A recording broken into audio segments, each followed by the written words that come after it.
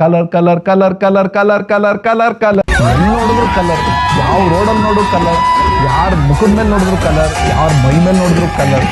ಒಬ್ರು ಇನ್ನೊಬ್ರ ಮೇಲೆ ಕಲರ್ ಹಾಕ್ತಾ ಇರೋದು, ಎಲ್ಲಿ ನೋಡಿದ್ರು ಸ್ವೀಟ್ಸ್ ಹಂಚ್ತಾ ಇರ್ತಾರೆ, ಡ್ಯಾನ್ಸ್ ಮಾಡ್ತಾ ಇರ್ತಾರೆ, ಬರೀ ಖುಷಿ ವಾತಾವರಣ.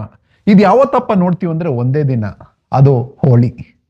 ಹೋಳಿ ಅಂದ್ರೆ ಇದು ಬಣ್ಣಗಳ ಹಬ್ಬ. ಈ ಹಬ್ಬಕ್ಕೆ ತುಂಬಾ ಮೀನಿಂಗ್ ಇದೆ. ಇದು ಒಂದು ಸೀಸನ್ನ ಆರಂಭ.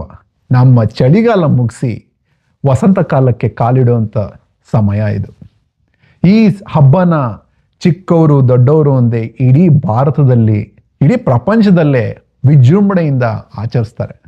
ಎಲ್ಲರೂ ಯಾವರ ಸ್ಟೇಟಸ್ ನೋಡದೆ ಎಲ್ಲರೂ ಒಂದು ಗುಂಪಾಗಿ ಬಂದು, ಒಂದು ಕಮ್ಯುನಿಟಿಯಾಗಿ ಒಟ್ಟಿಗೆ ಬಂದು, ಎಲ್ಲರ ಮೇಲೂ ಕಲರ್ಸ್ ಹಾಕಿ ಕುಣಿದು ಕುಪ್ಪಳಿಸಿ ಸಂತೋಷನ ಹಂಚುವಂಥ ಒಂದು ದಿನನೇ ಹೋಳಿ.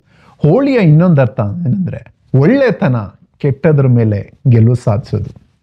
ಅನೇಕ ನೆಗೆಟಿವಿಟಿ ಇರುತ್ತೆ, ಅನೇಕ ನೆಗೆಟಿವಿಟಿ ಕ್ರಿಟಿಸಿಸಮ್ಮು, ನೆಗೆಟಿವ್ ಥಾಟ್ಸು, ಇದನ್ನೆಲ್ಲ ಓಡಿಸಿ ಒಂದು ಹೊಸ ಆರಂಭ, ಒಂದು ಪಾಸಿಟಿವ್ ಆರಂಭ. ಇದೊಂದು ಪಾಸಿಟಿವಿಟಿ. ಈ ಹೋಳಿ ಅಂದ್ರೇನೆ ಅಷ್ಟೇ, ಇದೊಂದು ಪಾಸಿಟಿವಿಟಿ, ಒಂದು ಯೂನಿಟಿ, ಒಂದು ಪ್ರೀತಿ, ಎಲ್ಲಿ ನೋಡಿದ್ರು ಖುಷಿ ಹಂಚೋದು, ಇದೇ ಹೋಳಿ ಹಬ್ಬ.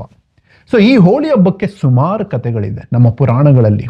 ಮೊದಲನೇದು ಪ್ರಹ್ಲಾದ ಮತ್ತು ಹೋಳಿಕಾದು. ಎರಡನೇ ಕತೆ ಬಂದು ಕೃಷ್ಣ ಮತ್ತು ರಾಧೆಯರ ಪ್ರೇಮ ಕತೆ. ಮೂರನೇ ಸ್ಟೋರಿ ಯಾವುದಪ್ಪ ಅಂದರೆ ಶಿವ ಮತ್ತು ಕಾಮದೇವನ ಒಂದು ಸ್ಟೋರಿ. ನಾಲ್ಕನೇ ಸ್ಟೋರಿ ಯಾವುದಪ್ಪ ಅಂದರೆ ಹೋಳಿ ಹಬ್ಬ ತ್ರೇತಾಯುಗದ ಆರಂಭ. ಸತ್ಯಯುಗ ಮುಗಿದು ತ್ರೇತಾಯುಗದ ಆರಂಭ. ಹೀಗೆ ಹೋಳಿ ಹಬ್ಬಕ್ಕೆ ಅನೇಕ ಅರ್ಥಗಳಿದೆ, ಅನೇಕ ಕಥೆಗಳಿವೆ.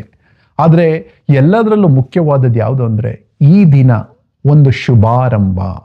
ಒಂದು ಸೀಸನಿಂದ ಇನ್ನೊಂದು ಸೀಸನ್ಗೆ ಹೋಗ್ತಾ ಇದ್ದೀವಿ. ಒಂದು ಚಳಿಗಾಲದಿಂದ ವಸಂತ ಕಾಲಕ್ಕೆ ಹೋಗೋ ಹಾಗೆ ಒಂದು ಒಳ್ಳೆತನ ಕೆಟ್ಟದ್ರ ಮೇಲೆ ಗೆಲುವು ಸಾಧಿಸೋದು. All negativity, all negative comments, negative ಕ್ರಿಟಿಸಿಸಮ್ನೆಲ್ಲ ತಳ್ಳಿ ಹಾಕಿ ಒಂದು ಪಾಸಿಟಿವ್ ಬಿಗಿನಿಂಗ್ ಮಾಡೋದೇ ಹೋಳಿ ಹಬ್ಬ.